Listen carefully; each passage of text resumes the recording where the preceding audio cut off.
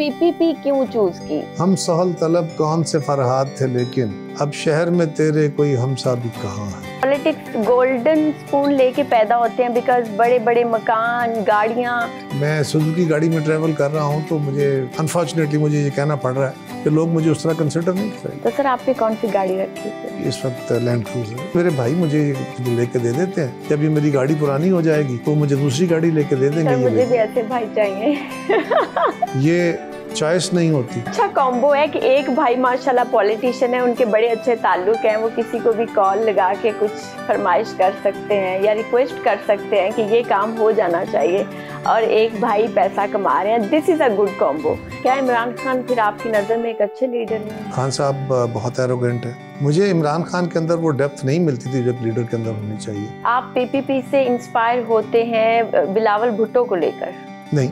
फिर जुल्फ़िकार अली भुट्टो चूंकि नहीं रहे, आप समझते हैं कि वो जरदारी और बिलावल भुट्टो उन्होंने बहुत अच्छा टेकअप किया? बहुत अच्छा नहीं है, उनमें खामियां हैं, उनको दूर करने की जरूरत है। नून लीग की हुकूमत कैसी है? इन हालात में कोई मिसाली तो नहीं है। ज्यादा सख्त जेल किसने काटी? बेनजीर भुट्टो शहीद ने सबसे मुश्किल जेल काटी थी। शदीद तरीन 50 डिग्री टेम्परेचर की गर्मी में कोई रियायत उन्होंने नहीं मानी।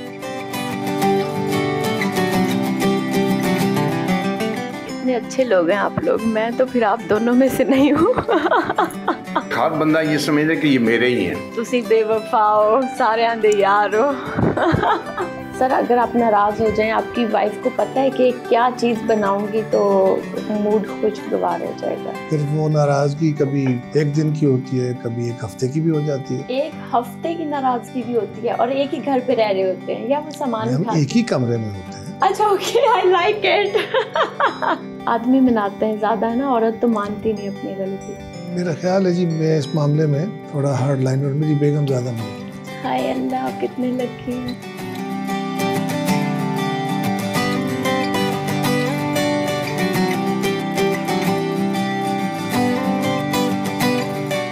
नवाज शरीफ, उनको और एक्टिव होना चाहिए। मरियम औरंगजेब, उन्हें चाहिए कि वो मरियम नवाज साहिबा का ओवर एक्सपोजर है, इसको कम करें। अज़मा बुखारी, धीमे लहजे में बात करें। बिलावल भुट्टो, और मेहनत करने की जरूरत है। सदर आसिफ अली जरदारी, बड़ों को मशवरे नहीं देते।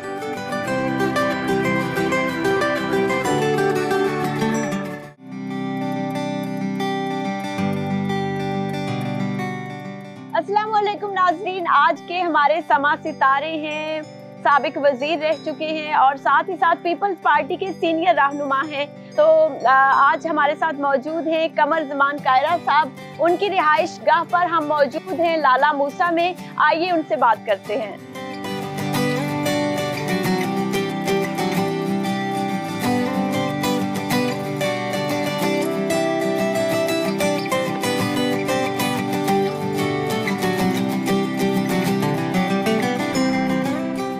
अस्सलाम वालेकुम सर। जी वालेकुम अस्सलाम। सर पहले तो ये कि आपका बहुत शुक्रिया, आपने इतना वेट भी किया, और आपकी पर्सनैलिटी में मुझे लगता है बहुत ज़्यादा हम्बलनेस है। That I was just observing. नहीं, आपका शुक्रिया, आप इतना ट्रैवल करके आए, सारे दोस्त इकट्ठे होकर। Sir thank you so much. बहुत शुक्रिया, एंड वेरी वेलकम लाला मूसा में। Thank you sir. आपने बड़ा अच्छा बनाया हुआ है अपना ड्राइंग रूम।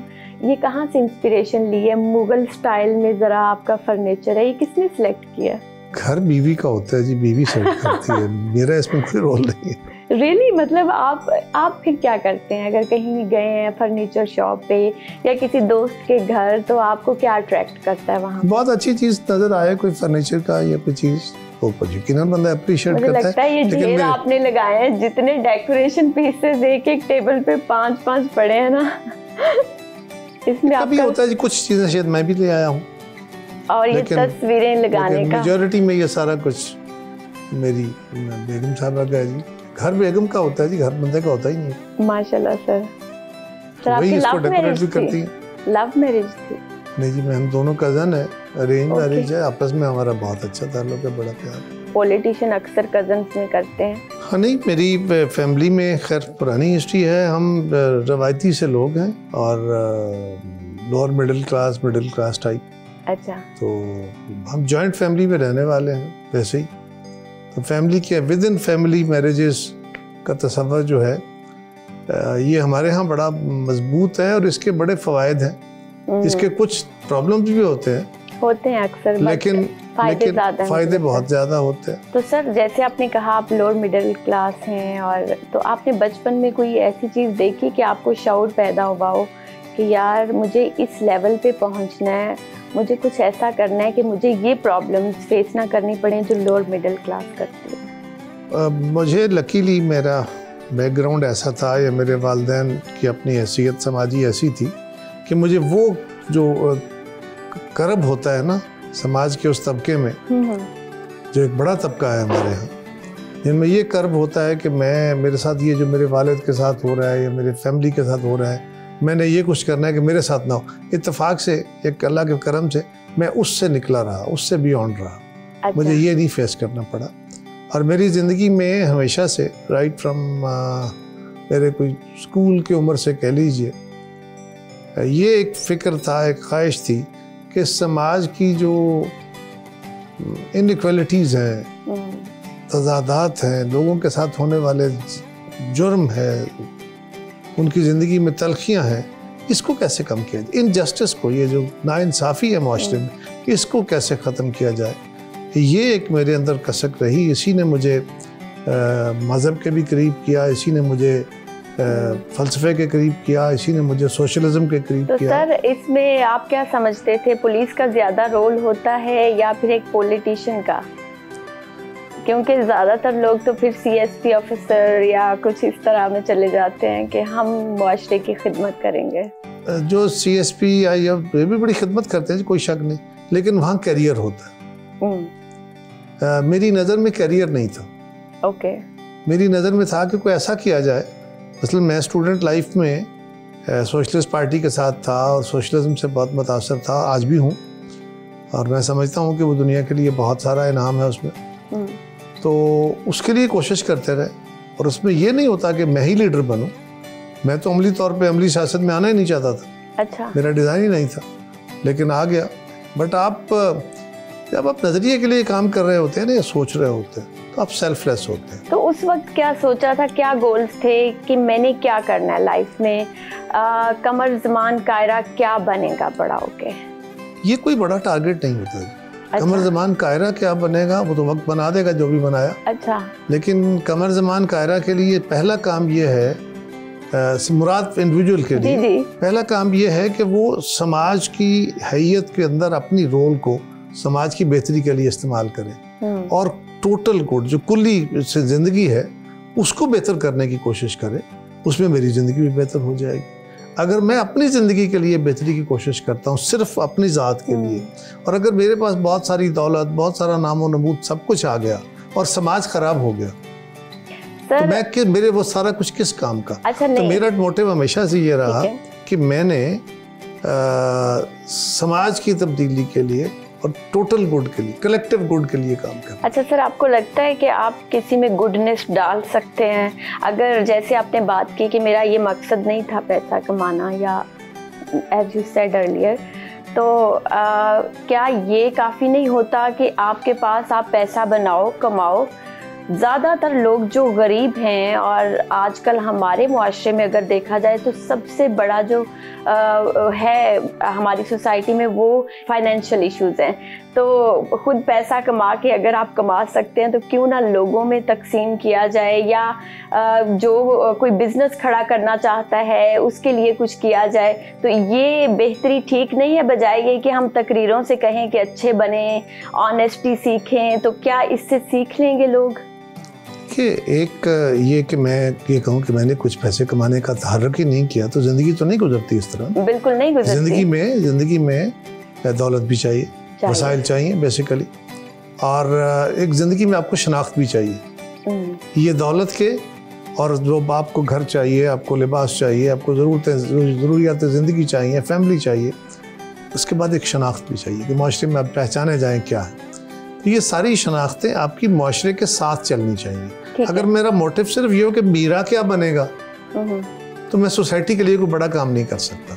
हाँ, मैं दौलत के पहाड़ खड़े कर लूँगा, उसके नतीजे में लोगों को रोज़गार भी दूंगा, खाने भी खिलाऊंगा, फलां भी, दौलत के वजह से जब पहाड़ खड़े किए जाते हैं ना तो उसके पीछे कोई ना कोई जुर्म जरूर होता है। अच्छा। हमारे यहाँ अक्सर ये होता है, मैं दौलत के खिलाफ नहीं हूँ, मैं अगर सियासत में हूँ तो मैं चाहता हूँ कि इस मुल्क का निज़ाम ऐसा हो कि एक तबका वो है जो दौलत कमाए, जो कारोबार करे, जो फैक्ट्रियाँ लगाए, जो ज़राअत करे, किसी ने ट्रांसपोर्ट का काम करना है, किसी ने मीडिया करना है, ये किसी ने सियासत भी करनी है, बिल्कुल, किसी ने अदालत लगानी है, किसी ने फौज में जाना है, तो किसी ने पुलिस में जाना है। तो ये सोसाइटी के मुख्तलिफ सेगमेंट्स हैं, सबका अपना अपना रोल है। तो कमर जमान कायरा जो उस वक्त थे, उन्हें तब भी ये कसक थी कि मुझे नाम कमाना है। Is that? मैंने अर्ज़ किया जी कि मेरा, ये तो हर फर्द की ख्वाहिश होती है कि मुझे आइडेंटिफाई किया जाए और बेहतर आइडेंटिफाई किया जाए, लेकिन मेरा मोटिव कभी ये नहीं रहा। अच्छा, मेरा मोटिव ये रहा कि मैं ऐसे काम करूं जिससे सोसाइटी में आसानियां पैदा हो सके। तो आपने क्या काम किए? आपको क्या लगता है, क्या आपने रोल निभाया आज तक जो आपने सोचा आप कर सके कुछ ना कुछ? मैं कितना कर सकता हूं वो तो सोसाइटी जज करेगी, ये किया है, ठीक है। लेकिन मैंने सियासतदान के तौर पे, सियासत में आने के बाद मैं एक जमात के साथ मुंसलिक हूँ, एक हुकूमत में रहा हूँ, अपोजिशन में रहा हूँ, मैं 2 दफ़ा असेंबली मेंबर रहा हूँ, तो उसमें जितना मेरा रोल हो सकता था वो मैं तो अपने रोल से मुतमईन हूँ कि मैंने जो कुछ कर सकता था वो किया। अब एक इंडिविजुअल के तौर पे मैं कितना कर सकता था, अब उस रोल को और एनहांस किया जा सकता था। यस, आज मैं खड़े होकर देखता हूँ कि अगर मैं 10 साल पहले, 15 साल पहले जब असेंबली में था तो अगर मैं ये करता या मैं हुकूमत में था तो मुझे ये करना चाहिए था, इस तरह की ज़िंदगी गुजारनी चाहिए थी। ये वैसे भी गुजरे हुए वक्त के बाद बंदा अपने करेक्टर में ये सोचता रहता है मैं ऐसे करता तो बेहतर होता, तो मैं आज सोचता हूँ। लेकिन मैं जनरली मुतमईन हूँ कि मैंने जितना वक्त सियासत में अभी तक गुजारा है, जिस भी हैसियत में गुजारा है, मैं उससे जितना कर सकता था वो करने की कोशिश की है, और बेहतरी हो सकती थी। जो मैंने सुस्तियाँ की, मुझसे गलत फैसले हुए, वो ना होते तो बेहतर होता। तो क्या कोई एक काम जो आपने बहुत अच्छा किया एंड यू आर सेटिस्फाइड, जब रात को सोते हैं अच्छी नींद आती है कि शुक्र है ये कर लिया जिंदगी में तो अब आसानी हो जाएगी आगे भी? कोई एक काम तो मैं नहीं आइडेंटिफाई कर सकता। एक बताना होगा बस। नहीं, मेरा कोई एक काम है ही नहीं, कोई ऐसा बड़ा काम मैंने किया ही नहीं ज़िंदगी में जिसके बारे में मैं कहूँ कि ये एक काम बड़ा अच्छा हो गया। इसलिए कि कोई एक फ़र्द, कोई एक काम, कोई एक चीज़ अच्छी होती नहीं है। अच्छा, तो कोई ऐसा रिग्रेट के काश मैं उस वक्त इस पोजीशन में था कि ये कर सकता था मगर वो नहीं किया? मैंने ज़िंदगी में ना जी तालीम में लॉ नहीं किया। मुझे रिग्रेट होता है कि मैंने लॉ नहीं किया। अच्छा, बस। तो आप कर लेते? सिर्फ एक ही रिग्रेट, एमफिल मास्टर्स लॉ में कर लेते। उस वक्त नहीं किया ना, इसीलिए तो रिग्रेट है। कर लिया होता तो रिग्रेट ना होता। तो आप बुक्स पढ़े अभी भी, मतलब डिग्री लेना जरूरी तो नहीं है? नहीं, लॉ की प्रैक्टिस की जाती है ना। पढ़ता तो मैं हूँ, अभी भी किताबें पढ़ता हूँ। अच्छा। मैं किताबें पढ़ने से नहीं कह रहा। मैंने एक प्रैक्टिशनर के तौर पे अगर मैं लॉ पढ़ा होता तो मैं प्रैक्टिस करता, तो मेरा ख्याल है ये बहुत अच्छा फील था। ये मुझे एक रिग्रेट है, बाकी अल्लाह ने करम किया, कोई रिग्रेट नहीं। ठीक है। अच्छा सर, आपने कभी लोकली ट्रैवल किया हो, सफ़र किया हो, आपको पता हो कि आम आवाम के क्या मसाइल हैं? यूनिवर्सिटी तक मेरी तालीम थी, उसके बाद मैंने कुछ अरसे के लिए कारोबार किया, फिर सियासत में आ गया। क्या कारोबार किया था? बिकॉज मुझे बिजनेस में बहुत इंटरेस्ट होता है कि क्या आप फ्लॉप बिजनेसमैन रहे या कामयाब बिजनेस? मैं कोई कामयाब बिजनेसमैन नहीं था। ठीक है, because you were born as a politician. मैंने कारोबार भी ठीक किया, ये नहीं है कि मुझे क्या कारोबार था? स्टील का कारोबार था, स्टील फार्नेस थी। ओके। और फिर कोई टेक्सटाइल का काम शुरू करने की कोशिश की, तो रास्ते में रह गया। जीरो से स्टार्ट किया था या कुछ इन्वेस्टमेंट मिली फैमिली की तरफ से? नहीं, फैमिली की तरफ से थी, मेरी कोई जाती नहीं थी इन्वेस्टमेंट। ओके। मैं तो पढ़ के आया। जाती होती तो फिर आप बिजनेसमैन ही। जाती क्या होती है, फैमिली की होती है। मेरी जिंदगी में जाती कुछ नहीं होता।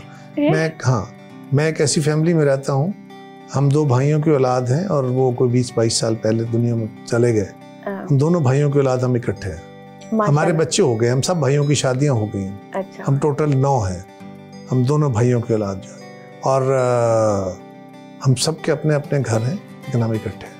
सर, ये जो पॉलिटिक्स गोल्डन स्पून लेके पैदा होते हैं, बिकॉज बड़े बड़े मकान, गाड़ियां और ये चीजें तो आम है पॉलिटिक्स में। तो अच्छा, खैर ये जो बड़े बड़े लोग होते हैं, ये पॉलिटिक्स में बड़े मस्कीन लोग भी होते हैं, बड़े हम्बल बैकग्राउंड के लोग भी होते हैं, मेरे जैसे भी होते हैं। जो इजी होता है सर एक नए बंदे के लिए आना पॉलिटिक्स में? और दुनिया, और इसी तरह पॉलिटिक्स के बगैर भी दुनिया में लोगों के बड़े बड़े घर हैं, सियासतदानों के अलावा लोगों के ज़्यादा बड़े घर हैं। कारोबारी लोगों के बड़े घर होते हैं, उनके पास बड़ी गाड़ियाँ होती हैं, उनके पास बड़ी दौलत होती है।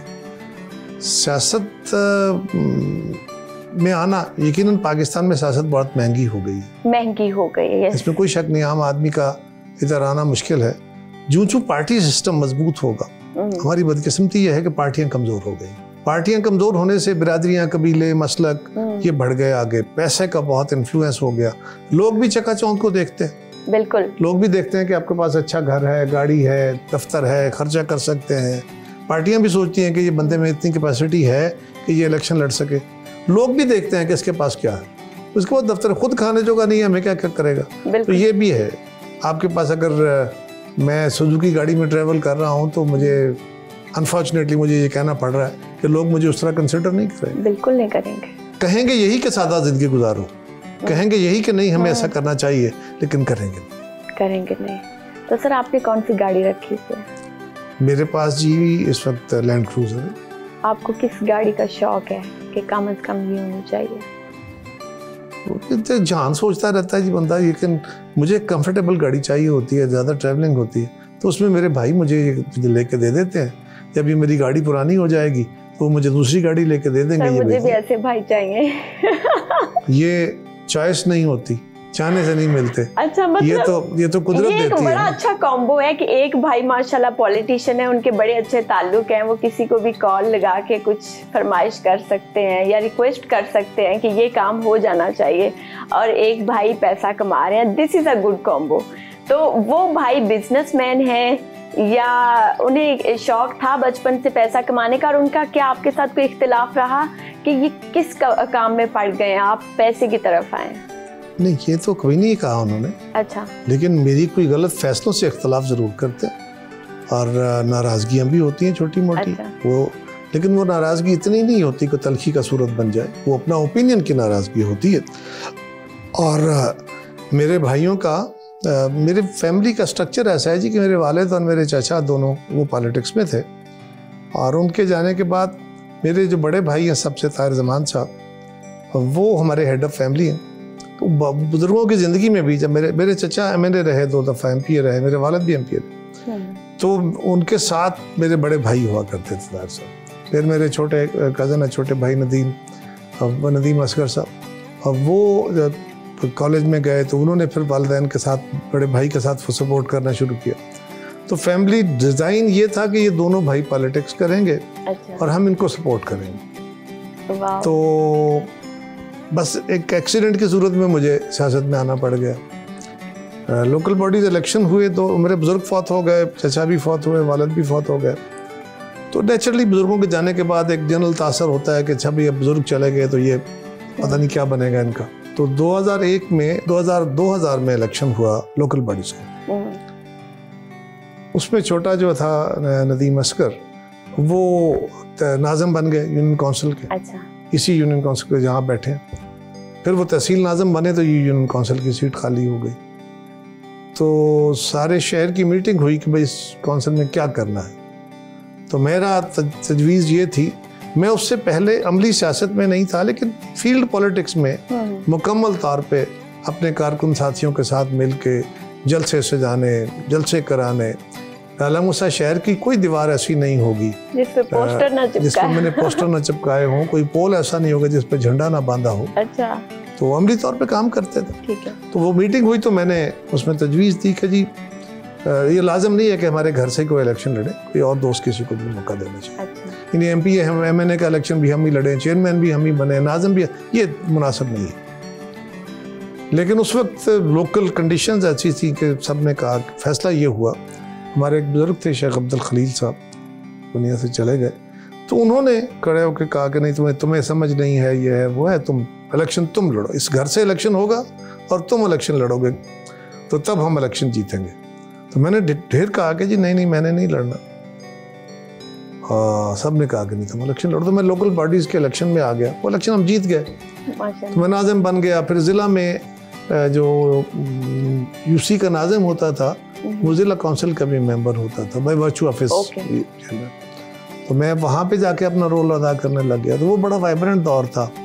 जनरल मुशर्रफ की गवर्नमेंट थी, नया लोकल बॉडीज़ निज़ाम आया था, वो बड़ा आला निज़ाम था। मैं आज भी उसकी तारीफ़ करता हूँ, अच्छा निज़ाम था। तो उसके साथ मेरा ज़रा इंट्रोडक्शन बेहतर हो गया लोगों में। तो सर पीपीपी क्यों चूज की? और भी तो पार्टीज थी, उनकी क्या चीज अच्छी लगी? मेरे वालिद साहब पीपल्स पार्टी में थे। अच्छा। मेरी फैमिली पीपल्स पार्टी में थी, मैं भी पीपल्स पार्टी में था। और दूसरा ये था कि पीपल्स पार्टी सोशलिस्ट ख्यालात की जमात थी, सेकुलर टाइप थी या है भी? आज भी है। इसलिए वो कहते हैं ना कि हम सहल तलब कौन से फरहाद थे, लेकिन अब शहर में तेरे कोई हमसा भी कहाँ है। ये पीपल्स पार्टी की कैफियत है। वक्त के साथ साथ कुछ प्रॉब्लम्स आए हैं, हमें भी उसको देखने की ज़रूरत है, पार्टी को भी।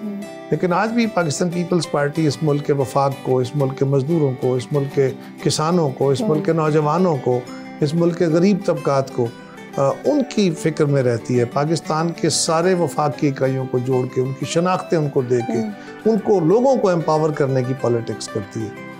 तो मेरे पीपल्स पार्टी मेरे नज़रिए के भी करीब थी। अच्छा, आपने जैसे कि कहा कि मैंने लोगों की खिदमत करनी थी, तो क्या वो एक पार्टी के साथ ही मुंसलिक हो के हो सकती है खिदमत? खिदमत क्या मेरा सिर्फ हुकूमत में रह के हो सकती है? लाजम है कि मैं लोगों को अमली तौर पे जाकर कुछ बेनिफिट पहुंचाऊं। सियासत तो इबादत है, सियासत तो लोगों की फलाह का काम है, सियासत को समाज को सुधारने का काम है। लेकिन हमारी बदकिस्मती ये है कि हम सियासत को भी गाली बना बैठे हैं, सियासतदान को भी गाली बना बैठे हैं। आपके नज़दीक सियासत की वन लाइनर डेफिनेशन क्या है? बड़ा सिंपल है जी, कि आप लोगों को एक ऐसे मंशूर की तरफ दावत दें जो समाज सुधार करे, जो किसी फर्द या ग्रुप को ठीक ना करे, उसकी बेहतरी का काम ना करे, वो समाज की बेहतरी का कोशिश करे और एक टोटल गुड की, कलेक्टिव गुड की कोशिश कर सके, उसकी तरफ लेके जाए माशरे को। ये जो इंडिविजुअली है कि मैं मेंबर बन जाऊंगा, फिर हमारी जमात हुकूमत में आ जाएगी, फिर मैं वजीर बन जाऊंगा, फिर मैं गलियां बनवा दूंगा, फिर मैं स्कूल बनवा दूंगा, कोई काम नहीं। आपने वो सिस्टम और स्ट्रक्चर्स ठीक करने हैं जिससे गवर्नेंस इंप्रूव होती है, जो दुनिया में कामयाबी की दलील और मॉडल है। आपने उस मॉडल को फॉलो करने की कोशिश करनी है। आपने समाज में एक लीडर के तौर पे लोगों को समझाना है। लीडर क्या होता है? लीडर लोगों को एजुकेट करता है, लीडर लोगों को एक ख्वाब दिखाता है, उस ख्वाब के तहत लोगों को अपने साथ जोड़ता है और फिर अपने उस ख्वाब की ताबीर के लिए जो उसने रास्ता चुना होता है, जो उसका मंशूर होता है, उसको अमल दरामद करने की कोशिश करता है। क्या इमरान खान फिर आपकी नज़र में एक अच्छे लीडर हैं जिन्होंने स्पीचेस की, लोगों को शऊर भी दिया? नहीं, मैं इमरान खान साहब के साथ रहा हूँ जी। हम दोनों मेंबर्स थे। अच्छा। 2002 से 2008 तक तो खान साहब के साथ हमारी अच्छी ताल्लुक थे। मुझे खान साहब ने भी दावत दी अपनी जमात में आने की। अच्छा। लेकिन मेरे लिए कभी भी इमरान खान जो थे वो इंस्पायर करने वाली शख्सियत नहीं थे। खान साहब बहुत एरोगेंट है। अच्छा। खान साहब में वो एक अच्छे प्लेयर थे, अच्छे हमारे हीरो थे। उन्होंने फिलैंथ्रोपी का काम किया, अच्छा किया। सिर्फ गालियां देना, सिर्फ लोगों पे तनकीद करना काफ़ी नहीं होता। आप जब अमली ज़िंदगी में आ जाते हैं तो फिर आपने देखना होता है कि आपका रोल क्या था, आपने कैसा निभाया।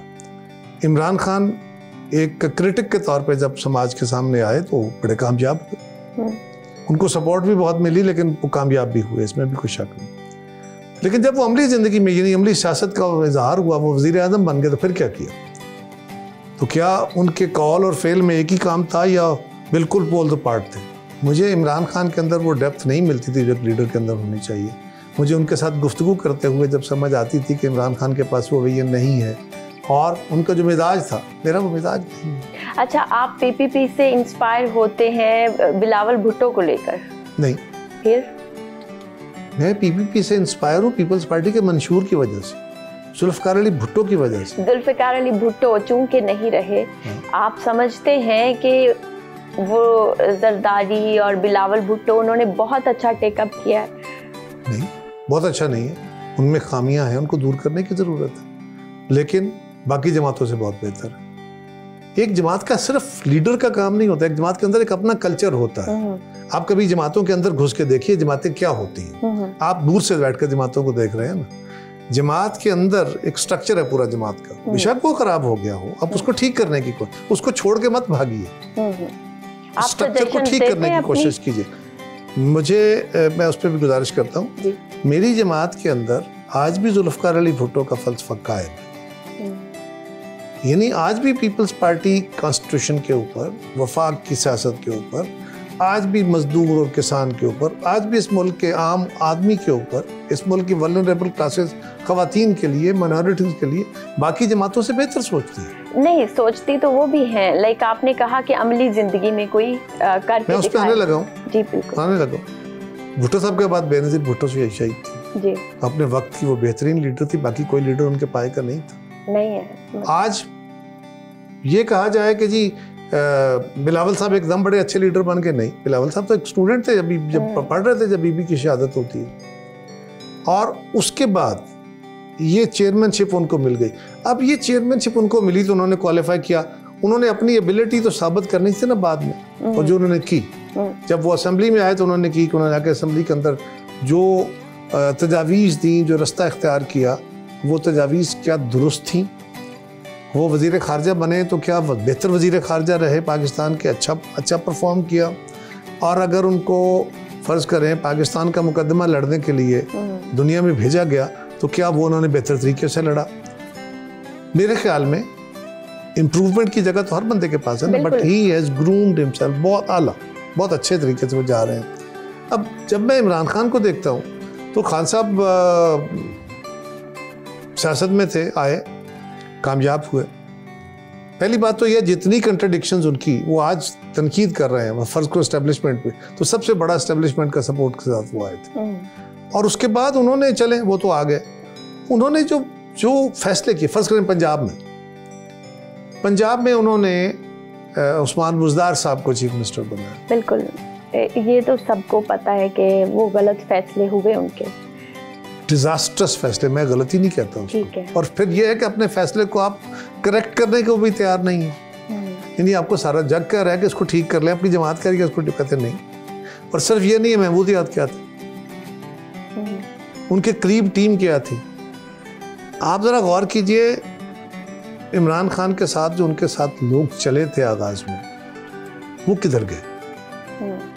लोगों ने बहुत ख्वाब देखे थे इमरान से, लोगों को बहुत तवक्कुआत थी, कोई शक नहीं है इसमें, लोगों ने बड़ी उम्मीद बांधी थी, लेकिन वो उम्मीदें फाल्स थी, वो सिर्फ एक स्टोरी टेलिंग की बुनियाद पे थी। नून लीग की हुकूमत कैसी है?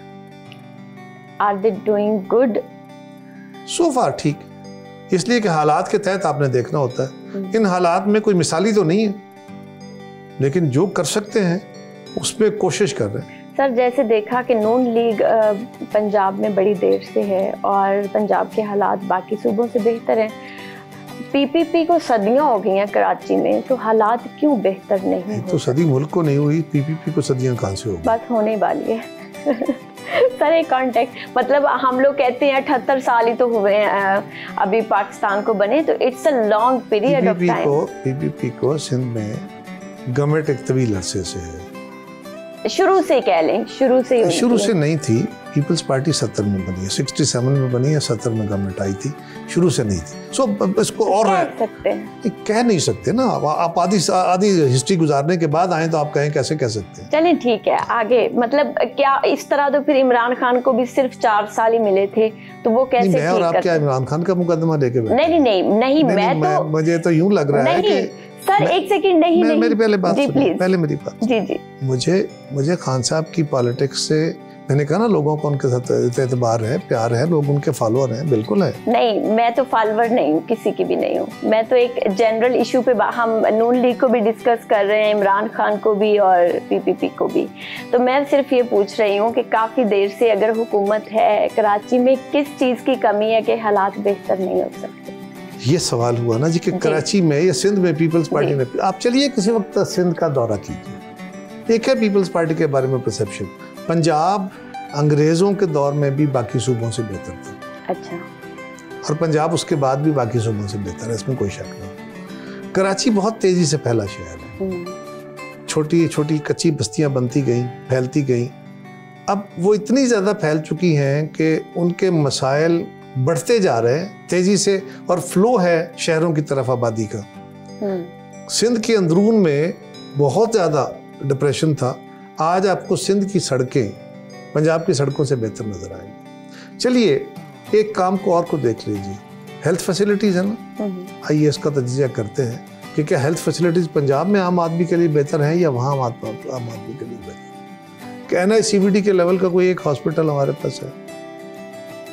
लिवर ट्रांसप्लांटेशन 100% फ्री का कोई हॉस्पिटल हमारे पास है। इस तरह के और बहुत सारे हैं। हाँ, बहुत सारी चीज़ें होने वाली हैं, बहुत सारे प्रॉब्लम्स हैं, कराची के भी हैं, सिंध के भी हैं और बाकी सूबों के भी हैं। क्या खान साहब की हुकूमत आई थी तो उन्होंने आके KPK को ठीक कर दिया था? सो किसी एक जमात को इस बात में, हाँ बिल्कुल, मैं मुर्द इल्ज़ाम ठहरा लिया जाए कि उसी का सारा कसूर है। स्पेस कितनी है उसके पास? सो पीपल्स पार्टी ने, हाँ हमारी खामियां हैं, उनको भी दुरुस्त करने की जरूरत है। ये नहीं कि सब अच्छा है, नो, उनको ठीक करना चाहिए, लेकिन बाकी की निस्बत आज भी आपको देखें, कभी भी सिंध के जो लेजिस्लेटर होंगे, असेंबली के अंदर जब भी लेजिस्लेशन होगी या कोई कानून साजी होगी, आपको सिंध के लेजिस्लेटर देखिए कैसे नजर आते हैं। सिंध के चीफ मिनिस्टर को देखिए, सिंध की कैबिनेट को देखिए, वहाँ के लोगों का, उनके रोल को देखिए, बहुत आला निभा रहे हैं। अब मैं और आप, अगर आप मुझसे हैं ही 100 गज आगे खड़े हुए, तो मुझे उस दौड़ में, जब हम 10 मील दौड़ लेंगे तो आप 1 किलोमीटर आगे थी मुझसे, तो मैं कोशिश करके आपके नज़दीक पहुंचूंगा, तो प्रोपोर्शनेट देखना है कि क्या मैंने बेहतर दौड़ दौड़ी है या आपने। तो प्रोपोर्शनेट उन्होंने कम नहीं दौड़ी। ठीक है, मतलब ये देखना चाहिए कि किसी ने स्टार्ट कहाँ से लिया था, बजाय ये कि देखिए किसी ने फासला कितना तय किया। Got that point. अच्छा सर, PPP का काफ़ी हाइप थी, लोग बड़ा उन पे भी ट्रस्ट करते थे। बेनज़ीर भुट्टो भी थी, उन्होंने बहुत अच्छा किया और औरतों के लिए तो ऑब्वियसली बहुत किया। तो आप तो उनके बहुत करीब रहे हैं।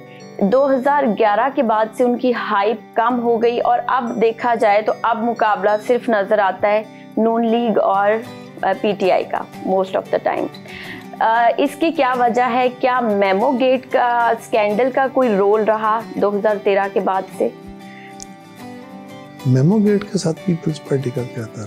मतलब सदर आसिफ अली जरदारी के ही दौरे हुकूमत में लेटर गया था और ये बात खुली थी कि फौज की अमेरिका की मदद गुजारिश है कि मेमो गेट तो वैसे ही एक मफरूज़ा था। वो तो था, बट स्कैंडल तो था नहीं, वही का मफरूज़ा था। अच्छा, एक मफरूज़ा था कि पाकिस्तान के साथ को पता नहीं क्या गद्दारी कर दी गई है, क्या राज आउट कर दिया गया, ऐसा कुछ नहीं था। अब तो वक्त ने साबित कर दिया ना। बिल्कुल। पीपल्स पार्टी पंजाब में कमजोर हुई है, yes. Peoples party Khyber Pakhtunkhwa में कमजोर हुई है। रीजन मतलब अब ऐसा लगता है पीपल्स पार्टी सिंध में बहुत मजबूत हो गई है, यस। अच्छा, अब ये भी एक है ना, आप सिर्फ पाकिस्तान को ये ना समझ लेना, वहाँ भी पीपल्स पार्टी भुट्टो साहब के दौर से भी ज्यादा मजबूत है। बिल्कुल है। सो अब सवाल ये है कि यहाँ क्यों कमजोर हो जी। 77 से ऑनवर्ड, 77 से ऑनवर्ड पीपल्स पार्टी मश्क सितम है। पीपल्स पार्टी को मुर्द इल्ज़ाम बना के हर दौर में पीपल्स पार्टी को तोड़ा गया। पीपल्स पार्टी के खिलाफ साजिशें की गई, पीपल्स पार्टी के खिलाफ मुलायत को इस्तेमाल किया गया, एस्टेब्लिशमेंट को इस्तेमाल किया गया, मीडिया को इस्तेमाल किया गया, क्या कुछ नहीं हुआ। और फिर मार्शल लॉ में पूरा रगड़ा। अगले अदवार में भी, यानी परवेज मुशर्रफ के दौर में 2002 में इलेक्शन होता है, पीपल्स पार्टी लार्जेस्ट पार्टी, बीबी तो एग्जाइल में थी, लार्जेस्ट पार्टी बन जाती है। सिंगल लार्जेस्ट नहीं बनती पर बाकी जमातों से ज्यादा वोटें लेती है। हमारी जमात के बंदे तोड़ के हमारे सामने बिठा के हुकूमत बना दी जाती। पीपल्स पार्टी से हर दौर में खान साहब का जब अरूज आता है तो पीपल्स पार्टी से लोग तोड़ के इमरान खान के साथ लगा दिए जाते हैं। यानी जिस दौर में भी गैर जमाती इंतखाब 85 में होते हैं पीपल्स पार्टी के खिलाफ, 88 में पीपल्स पार्टी जीतती है इलेक्शन और हुकूमत नहीं मिलती, इक़्तिदार शेयर किया जाता है, कंडीशंस लगाई जाती हैं, 18 महीने चलने के बाद हुकूमत तोड़ दी जाती है, फिर 26 महीने बाद हुकूमत तोड़ दी जाती है। फिर एक इल्ज़ामात का तवील सिलसिला है, अदालतें हमें बेगुनाह करती हैं, हम सजाएं भुगत के आ जाते हैं, लेकिन एक बैशिंग है मीडिया की। और जो हमारा मजहबी तबका है वो उनको इस तरह इस्तेमाल किया गया तो वो कहते हैं पीपल्स पार्टी तो शायद मुसलमानों की जमात ही नहीं है, ये इसके किरदार ऐसे। हालांकि पीपल्स पार्टी का बहुत बड़ा रोल है। सर, लेकिन ये तो पाकिस्तान की हिस्ट्री रही है कि जो भी वजीर आजम बना है उसने जेल काटी ही है। नहीं, जेल काटना कोई बड़ा काम नहीं है, ये कोई माकूल बात नहीं है कि उसने जेल काटी है। कायदे आजम ने कोई जेल नहीं काटी। सो ये आला मिसाल नहीं है, ये हमारे मुल्क के अंदर बदकिस्मती की मिसाल है कि हमारे हुक्मरानों को एक दूसरे के खिलाफ हम लड़ते ऐसे हैं, सियासत का रवैया ये बन गया है कि जो हुकूमत में आता है वो अपोजिशन वालों को तंग करता है। लेकिन सर, इलेक्शन से पहले बिलावल भुट्टो ने काफ़ी ज़्यादा तकरीरें भी की थी और शहबाज शरीफ के बारे में भी वो कहते थे और मुतहरिक भी नज़र आते थे। इलेक्शंस के बाद बिलावल भुट्टो कहाँ गायब हो गए हैं? देखिए, पहली बात तो यह है कि इलेक्शन एक खास फिजा होती है जिसमें आप लोगों के पास जाते हैं वोट मांगने। बिल्कुल। उस वक्त तक 24 घंटे सिर्फ कैंपेन कर रहे होते हैं। ये 5 साल नहीं हो सकती, हर वक्त आप कैंपेन नहीं करते। ठीक है, मैं उस पर गुजारिश करता हूँ, क्योंकि उसके बाद आपके रोल चेंज होते रहते हैं, फिर वो वक्त आएगा ना। रही बात, कुछ शहबाज शरीफ साहब के खिलाफ थे, कुछ शहबाज शरीफ साहब की काबीना के वजीर भी थे जी, और फिर अपनी जमात भी चला रहे थे। तो ये जो सियासत के अंदर कोलिशंस बनती हैं जमहूरियत के अंदर, पार्लिमानी निज़ाम में, ये सियासी जमातें एक दूसरे के मुखालिफ होती हैं। ये लाजम नहीं होता कि सियासी जमात अगर एक ही फिक्र वाली हो तो इकट्ठी हो जाए ना। सर, जरूरी है पॉलिटिक्स में तनकीद की सियासत? यस। अच्छा, तनकीद क्या होती है? मतलब ये कि किसी को गिरा के खुद उठने की कोशिश करना। तनकीद तो नहीं होती ना, ये तो एक मनफी सियासत है। अच्छा। तनकीद ये है कि मैंने एक फैसला किया, ठीक है, मैं एक हुकूमत में बैठा हूँ, आप अपोजिशन में हैं, आप उस पर नक्द लिखती हैं, तनकीद करती हैं, आप उसमें से अच्छी चीजें भी ढूंढती हैं और जहाँ को गलती है उसकी निशानदेही भी करती है। ठीक है। तनकीद हमारे यहाँ तो बदकिस्मती से हमारा तो मसला ये हो गया ना कि हमें तनकीद की भी समझ नहीं कि वो क्या है। अच्छा। और हम सिर्फ जो मनफियत है, जिस तरह मैंने पहले अर्ज किया कि हम सियासत को ही गाली बना बैठे हैं। हालांकि अगर मैंने गलत काम किया, किसी और ने गलत काम किया, तो उस फर्द को कहें, आपने सियासत को मिनहसुल इदारा ही खराब कर दिया, उसको ही बुरा कह दिया। उसका नतीजा क्या है कि मुल्क सियासतदानों ने चलाना है, मुल्क आइन के तहत चलना है, आइन सियासत है। अब अगर सियासत बुरी है और लोगों के ज़हनों में उसका इमेज ऐसा है, तो फिर बेहतरी कैसे होगी? लोगों पर लफ्ज़ों पे एतबार कैसे आएगा? उस आइन के ऊपर एतबार कैसे आएगा? उस कानून के ऊपर एतबार कैसे आएगा? ये हमारे जो भाम है, ये कोड है, ये कहतरियाँ हैं, पहले इसको, ये फिक्री है, इसको दूर करना पड़ेगा। तो मैं आज भी समझता हूँ कि पीपल्स पार्टी का बहुत सारा नीचे स्पेड वर्क है। आज भी बिलावल साहब को हर शख्स उनके इंडिविजुअल कैरेक्टर को बहुत आला समझता है, उनकी तारीफें करता है। हाँ, तो एक जमात के तौर पे हमारे खिलाफ कुछ चीज़ें हैं जो लोग इस्तेमाल करते हैं, कुछ मनफी रवैये बन गए, कुछ जो एक होता है ना, एक फिजा होती है मोहब्बत की। एक वक्त में वो भुट्टो साहब के साथ पैदा हुई थी, फिर बीबी शहीद के साथ पैदा हुई थी, रेजिस्टेंस में एक वक्त पे इमरान के साथ पैदा हुई थी।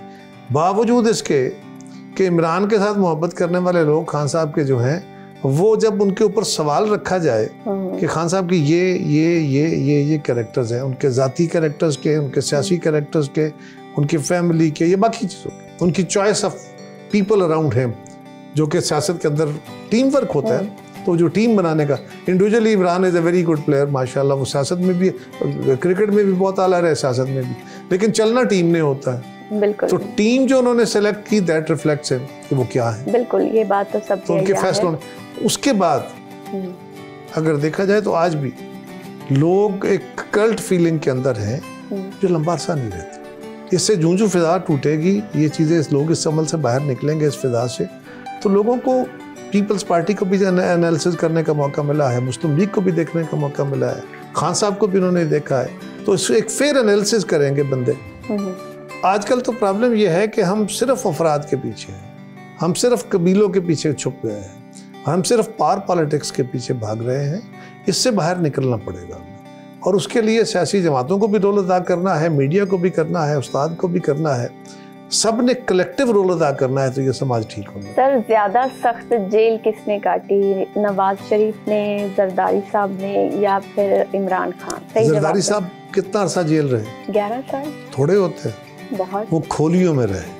इमरान खान साहब को आज भी जेल के अंदर जो फैसिलिटीज हैं, वो किसी, वो जरदारी साहब को नहीं थी। जरदारी साहब की कैसी? बेनजीर भुट्टो शहीद ने सबसे मुश्किल जेल काटी थी। वो 26 साल की नौजवान लड़की है, 24 साल की, बाहर से पढ़ के आई, बाप वजीर आजम, मुल्क में मार्शल लॉ लग गया, और बीबी को पकड़ कर सखर की जेल में रख दिया गया, C क्लास में। शदीद 50 डिग्री टेम्परेचर की गर्मी में वो बताती हैं कि चादर गीली करके मलमल की वो ऊपर लेती थी, जब वो खुश्क हो जाती थी फिर गर्मी लगती थी, फिर चादर गीली करती थी, कोई रियायत उन्होंने नहीं मांगी। किसी अदालत में जाके नहीं कहा कि मेरे साथ ज्यादती हो रही है, मुझे कोई इंसाफ दिया जाए। तो सख्ती के अगर देखनी हो तो माजी बहुत तल। क्या समझते हैं बिलावल भुट्टो वजीर आजम हो सकते हैं पाकिस्तान? होंगे। कब? सकते नहीं है। अच्छा, you are damn sure. Okay, कब तक हम एक्सपेक्ट कर सकते हैं? मेरा ख्याल है कि आप अगले इलेक्शन से देखिएगा, बिलावल साहब इंशाल्लाह he will emerge as a big leader. बाकी तो जब पीपल्स पार्टी बड़े तादाद में सीटें लेगी, ऐसे हालात बनेंगे तो इंशाल्लाह he will come back. Sir, जो पिछली गवर्नमेंट बनी, आप उससे सेटिस्फाइड हैं? जो कोalition हुई इतनी कम सीट्स के ऊपर, और कौन सी? ये जो चल रही है जी जी इस वक्त? जी, कौन सी कम सीट्स? जी, कौन सी कम सीट्स के ऊपर हुई? नून लीग की। नून लीग के पास तो मेजॉरिटी थी असेंबली। नहीं, मतलब अगर आज़ाद उम्मीदवारों को देखा जाए उसकी बात कर रहे हैं। आज़ाद उम्मीदवार इकट्ठे होकर अपनी कोalition बना लेते, किसी को कोई एतराज़ नहीं था।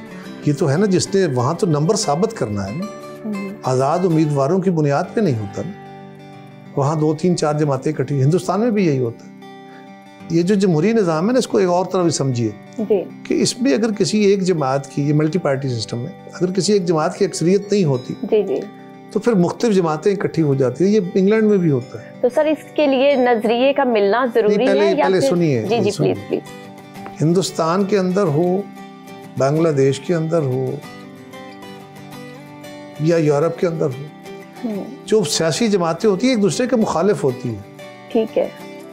लेबर वाले और दूसरी जमातें एक दूसरे के खिलाफ होते हैं, और जब किसी जमात को अक्सरियत नहीं मिलती तो फिर 2 जमातें मिलकर हुकूमत बनाती हैं, और 2 पोल्स अपार्ट एक दूसरे के खिलाफ इलेक्शन लड़ी हुई जमातें, एक दूसरे के खिलाफ तकरीरें की हुई जमातें, एक दूसरे के खिलाफ मंशूर लेके मैदान में आई हुई जमातें फिर इकट्ठे हुकूमत में बैठती हैं, और वो कुछ असूलों के ऊपर तय कर लेते हैं कि ये हमारे प्रिंसिपल्स होंगे, इसके तहत हमने ये गवर्नमेंट चलानी है। ये कोalition गवर्नमेंट दुनिया का एक असलूब है, ये पाकिस्तान में कोई यूनिक नहीं हुआ। नहीं, डेमोक्रेसी सच, यस, अगर आपकी नहीं बन रही तो आप नहीं, उसके लिए नजरिए का मिलना जरूरी है या बस ठीक है? देखिए, नजरिए का मिलाप हो जाए तो फिर तो आप एक जमातें ही इकट्ठी हो जाए ना, लेकिन आप किसी जो बेटर प्रिंसिपल्स होते हैं उन पे इकट्ठे हो जाते हैं। ठीक है।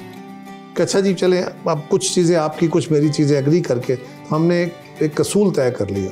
जिस तरह जब वो एक आप कोalition बनाते हैं तो कोalition का एक फार्मूला तय करते हैं, एक असूल तय करते हैं कि ये चीज़ें होंगी, इस तरह हम गवर्नमेंट चलाएंगे। हर जमात की ख्वाहिश होती है कि उसकी अपनी ही हुकूमत बने, लेकिन ये मुमकिन नहीं होता कहीं। तो ये पिछली दफ़ा भी ऐसा ना बन सका, ऐसा मुमकिन ना रहा, लिहाजा एक कोalition गवर्नमेंट बनानी पड़ी। तो हम तो गवर्नमेंट का हिस्सा भी नहीं है। हमने तो उस वक्त मुल्क के हालात क्या थे, नहीं किसी जमात की अक्सरियत थी नहीं, हम अगर खुद गवर्नमेंट नहीं बना सकते तो हमने कहा जी आप गवर्नमेंट चलाइए, हम आपको गवर्नमेंट बनाने में सपोर्ट कर देते, हम वजारतें नहीं लेते, इक़्तिदार में नहीं बैठते। ठीक है सर, एक क्वेश्चन जो मैं पूछना चाहूँगी, जो हल्के के अवाम है, आपने उनके लिए बेशक कितना भी काम किया, और अगर आप PPP के हैं, क्या वो जमात को देख के वोट करते हैं या आपकी परफॉर्मेंस को देख के? जमात को भी देखते हैं। ठीक है। जो फिजा उस वक्त मुल्क के अंदर चल रही होती है, ये जनरल एक डिबेट, एक ना फीवर होता है, इलेक्शन फीवर जिसे कहते हैं, उसमें एक खास फिजा होती है, लोग उसमें फिर वो दलील कम सुन रहे होते हैं, वो जज्बात की फिजा पे वोट दे रहे होते हैं, तो ये सारा कुछ रोल प्ले करते हैं। सर, हम लाला मूसा आए हैं और काफ़ी लंबी बहस हो गई है हमारी। मुझे तो डर भी लग रहा था एक पॉइंट पे कि मैं कुछ गलत ना बोल दूं, बिकॉज मेरा उतना मैच्योरिटी लेवल नहीं है माशाल्लाह जो आपका है। मैंने काफ़ी कुछ सीखा आज की डिस्कशन से भी, तो कुछ और भी विजिट करवाएं हमें।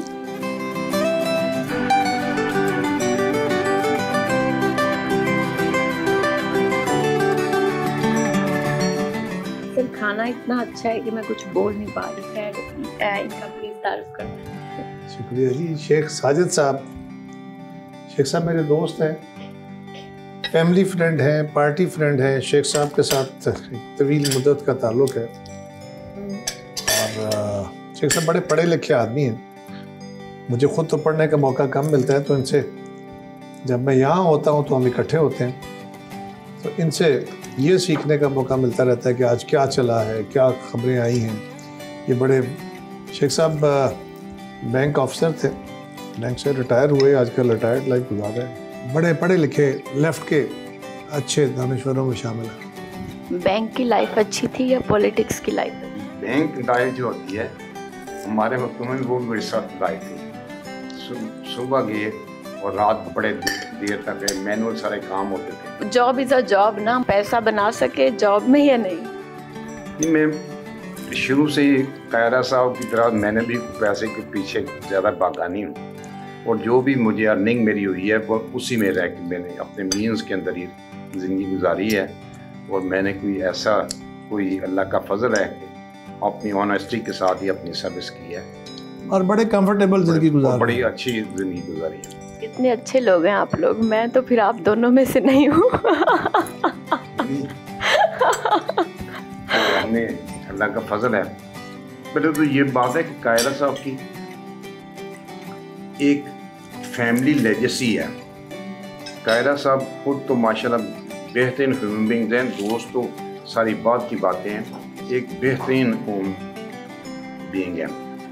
और इनके फैमिली की जो लेजेसी है ना, वो शराफत और दयानदारी शुरू से ही है। अच्छा सर, बस एक एक चीज़ आपने बतानी है सर के बारे में, कोई ऐसी खूबी जो बहुत कम लोगों में हो, और सर की थोड़ी सी कह लें कि बुरी चीज़ जो शायद इम्प्रूव की जा सकती है, गुस्सा ज़्यादा आता हो या फिर ओवरली नाइस हूँ, कोई ऐसी चीज़। पहले तो ये बात ये है कि सर की सबसे बड़ी खूबी ये है कि ये बहुत ही डाउन टू अर्थ इंसान है। वो मैंने देखा, डाउन टू अर्थ है माशाल्लाह। ठीक है। दूसरा ये है कि बहुत ही केयरिंग है, चाहे वो अपना दोस्त हो, भाई हो, फैमिली मेम्बर हो, वोटर हो, सपोर्टर हो, पार्टी का वर्कर हो, अपने दोस्त भी हों, तो उनके लिए ये बहुत बड़ी केयरिंग और जो है ना पर्सनल, वो इन दोस्तों में भी टकरा देती है कि मेरे ज़्यादा फ्रेंड हैं कि मेरे फ्रेंड हैं। ये इनकी बहुत बड़ी खूबी है कि पता नहीं चलने देते, ख्याल के साथ इतने इंटीमेट होते हैं। वो आपसे जेलस हो रहे हैं कि आप सबके साथ ही दोस्ती का हाथ बढ़ा लेते हैं। ये इनके साथ इतने अच्छे हैं ना सबके साथ कि हर बंदा ये समझे कि ये मेरे ही हैं। ये सबसे बड़ा इंसान के लिए ये। आप कुछ कहिए भी। तुसी बेवफा हो, सारे आंदे यार हो। सर सही कह रही हूँ ना मैं? नहीं, ये नहीं, बेवफाई की बात मैंने की नहीं। मैंने कहा इतनी वफादार हैं कि हर एक को महसूस हो जाए कि मेरे ही साथ कुछ है। सर आपको ट्रैवलिंग का शौक है, कौन कौन से मुल्क घूमे हुए? अभी पाकिस्तान भी सारा तो नहीं देखा, बहुत सारे इलाके इंसान नहीं गया। अच्छा। बलूचिस्तान नहीं देखा पूरी तरह, लेकिन दुनिया में भी बहुत गल्फ में गए, यूरोप में गए, पारिस गए, अमेरिकन कॉन्टिनेंट थोड़ा देखा। बाहर की कोई चीज़ जो आपको इंस्पायर करती हो और आप वैसी चीज़ पाकिस्तान में लाना चाहते हैं? Discipline, honesty, rule of law. Sir वो कैसे मुमकिन है? अपनी अपनी जिम्मेदारियां निभाएं हम। सोशल मीडिया पे आप इतने वो नहीं है एक्टिव, सोशल मीडिया इल्म का भी बड़ा ज़ख़ीरा है, वल्गैरिटी का भी बड़ा ज़ख़ीरा है, कन्फ्यूजन का भी बड़ा ज़ख़ीरा है। मैं इसके ऊपर ज़रा कम तवज्जो देता हूँ। सर अगर आपको मौका दिया जाए कि आपने वज़ीर आज़म बनना है, तो आप सबसे पहली चीज़ पाकिस्तान की क्या चेंज करना चाहेंगे जो आपके हाथ में हो और आप कर सकते हो? मैं पाकिस्तान में ना जी एजुकेशन को आम करना चाहूँगा। एजुकेशन बहुत जगहों पे आपको हेल्प भी करती है। एजुकेशन तो इंसान बनाती है। सर आपने अपने बच्चों को तालीम दिलवाई बहुत आला यूनिवर्सिटी बाहर से, या उनके शौक कुछ और थे, वो आपके करियर को परस्यू करेंगे? मेरी बेटी है जी, वो उसकी शादी होगी, उसने मास्टर्स किया। मेरी तरफ से कदर नहीं थी, लेकिन उसने जॉब नहीं की। बेटा मेरा जो है उसने मास्टर्स किया है क्वीन मैरी यूनिवर्सिटी लंदन से, और वो अपना कारोबार कर रहा है। सर आपको खाने का तो शौक होगा, लेकिन देखा है मैंने टेबल पे मीठा ही मीठा पड़ा हुआ है, तो मीठे से तो बहुत वेट गेन होता है, बीमारियां भी बनती हैं। इत्तेदाल के साथ खाना चाहिए। मतलब आपने काब तो खाना ही होते हैं, या गोश्त खाना होता है, या सब्जियाँ। मीठा ज़रा मिकदार में कम खा लें। सर फेवरेट डिश क्या है? दूध की बनी अशिया, गोश्त का इतना रसिया नहीं। सर अगर आप नाराज़ हो जाएं, आपकी वाइफ को पता है कि क्या चीज़ बनाऊंगी तो मूड खुशगवार हो जाएगा, हम दोनों एक दूसरे से नाराज़ होते रहते हैं, जैसे फैमिली में घर में जी हो जाता है, फिर हम ज़्यादा से ज़्यादा होता है कि हम खामोश हो जाते हैं। अच्छा। वो नाराज़ हूँ तो वो खामोश हो जाएंगी, मैं नाराज़ हूँ तो मैं खामोश हो जाऊँगा। फिर वो नाराज़गी कभी एक दिन की होती है, कभी एक हफ्ते की भी हो जाती है। एक हफ्ते की नाराज़गी भी होती है, और एक ही घर पे रह रहे होते हैं, या वो सामान उठा एक ही कमरे में होते हैं। अच्छा ओके, आई लाइक इट। और मेरे बच्चों को नहीं पता, मेरी वालदा होती है, उनको नहीं पता होता कि हम नाराज हैं। अच्छा, मतलब आप लोग प्रिटेंड भी कर रहे होते हैं फैमिली के सामने? फैमिली के सामने तो आप नॉर्मल है ना, उनको तो सामने नाराजगी तो किसी एक रवैये की है ना। Okay okay. और ऐसी तो दोनों में कोई ऐसा मसला है नहीं, लेकिन किसी एक जुमले पे, किसी एक बात पे, बिल्कुल बिल्कुल, दैट इज नॉर्मल। फिर मेरी गलती हो तो मैं राजी कर लेता हूँ, उनकी हो तो वो राजी कर लेते हैं। ज्यादा कौन मनाता है? आदमी मनाते हैं ज्यादा है ना, औरत तो मानती नहीं अपनी गलती। मेरा ख्याल है जी मैं इस मामले में थोड़ा हार्ड लाइन, और मेरी बेगम ज्यादा मुझे मनाती है। हाय अल्लाह, कितने लकी। अच्छा, जैसे कि मैंने पहले भी आपसे पूछा था कि सर की थोड़ी बहुत नेगेटिविटी या कोई ऐसी चीज़ जो आप चाहते हैं चेंज करना चाहो और आज तक आप कह नहीं सके, तो आज आप कह सकते। नहीं, नेगेटिविटी सर में ऐसी नेगेटिविटी तो मैं देखता नहीं, सिर्फ ये देखे कि ये सोशल इवल्स जब देखते हैं तो इनका थोड़ा सा हार्ट बर्निंग होती है और उस वक्त थोड़े सारे ये थोड़े से हो जाते हैं कि इनका अक्सर मकसद ये है कि सोसाइटी में चेंज आए। सर, खाना बहुत अच्छा है जो कि बहुत कम खाने का मौका मिला है, मैं ऑफ द कैमरा खा लूँगी। अब हम कहाँ जाएंगे? मेरा ऑफिस है जी इधर साथ ही, तो वहाँ चलते हैं। वहाँ पे इतवार वाले दिन मैं, क्योंकि सैटरडे संडे मंडे इधर होता हूँ, तो लोग आए होते हैं, दोस्त उनसे मिलते हैं।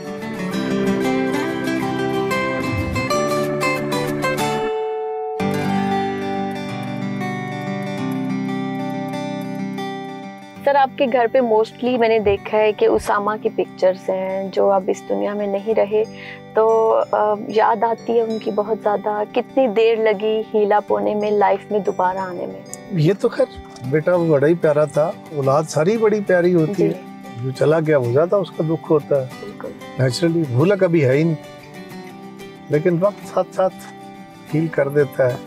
और मैं तवक्कुल वाला बंदा हूँ, मैं तो उसकी वफ़ात पे भी मैंने सबको बिठा के यही कहा था कि अल्लाह के इनाम बहुत सारे हैं, औलाद उसमें बहुत बड़ा इनाम है, लेकिन कौन सा इनाम कितने अरसे के लिए आपको मिला है ये आपको नहीं पता।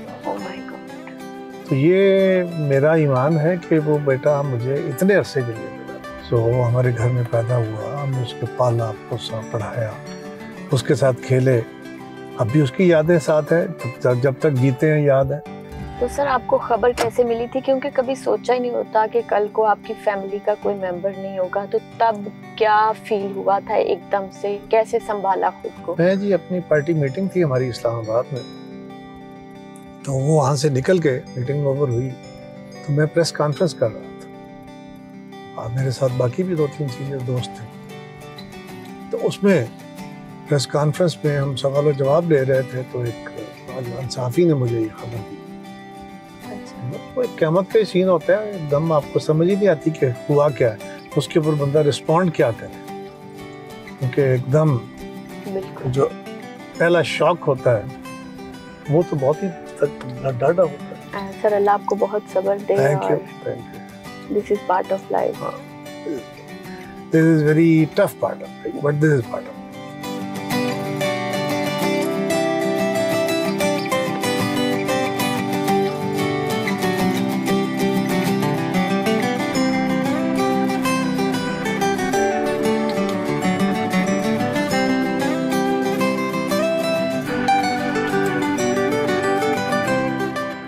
आपके ऑफिस पहुंच चुके हैं, इतने सारे लोग हैं और इनके क्या डेली की रूटीन है, इनके मसाइल सुनते हैं, इतने सारे लोग आपसे मिलने के ख्वाहिशमंद हैं। डेली बेसिस पे इतने लोगों को देखते हैं अपने ऑफिस के बाहर। मैं रोज नहीं होता जी, मैं कोई हफ्ते में 3 दिन यहाँ होता हूँ, 3 दिन शहर से बाहर होता हूँ।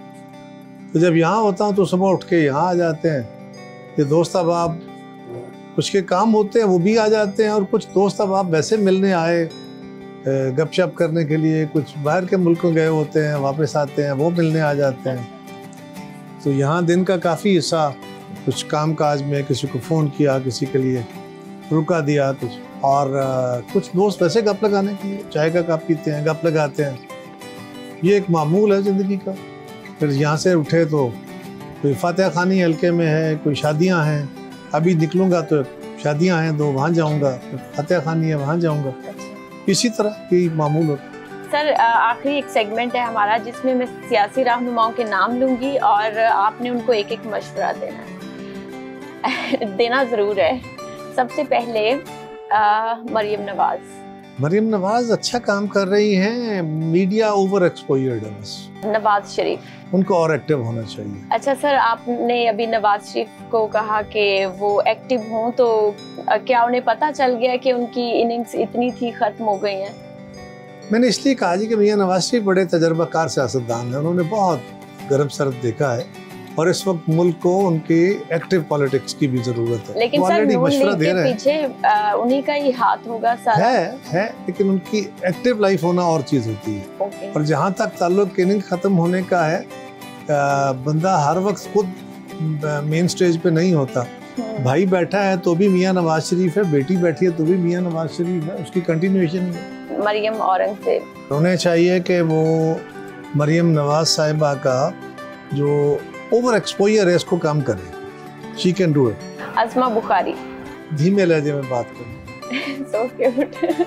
और राना सनाउल्लाह, राना साहब वाइज आदमी है, उनको कम मशवरे दिए जा सकते हैं। वाइज आदमी, तामल वाले, समझदार आदमी। ख्वाजा से, ख्वाजा साहब को कि अब गिले शिकवे छोड़े, काम करे।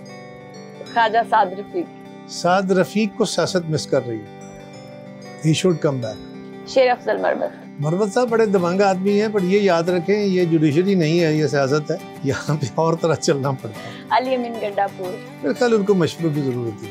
मतलब जिनको इतने मशवरों की जरूरत है उनको आप एक भी नहीं देते? वो मशवरों से बाला था।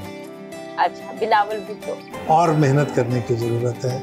इस वक्त आपकी पार्टी जो है वो खास तौर पे पंजाब में, उसको आपकी बहुत जरूरत है। पंजाब में और वक्त दीजिए। सदर आसिफ अली जरदारी, बड़ों को मशवरे नहीं देते। सर बहुत शुक्रिया, आपने पहले तो इतना वक्त दिया, हमारी मेहमान नवाजी भी की, फिर हमें अपने ऑफिस में भी लेके आए, यानी सारा दिन आज आपका हमारी वजह से ऑक्यूपाइड ही रहा। वेलकम जी, आप आए, स्पेशली आपने इस बरसात के मौसम में सफ़र किया। इस वक्त वैसे भी दुआओं की ज़रूरत है सारी कौम को, बरसात की वजह से इस वक्त तूफान आया हुआ है मुल्क में, तो आप इसके बावजूद तशरीफ़ लाई हैं।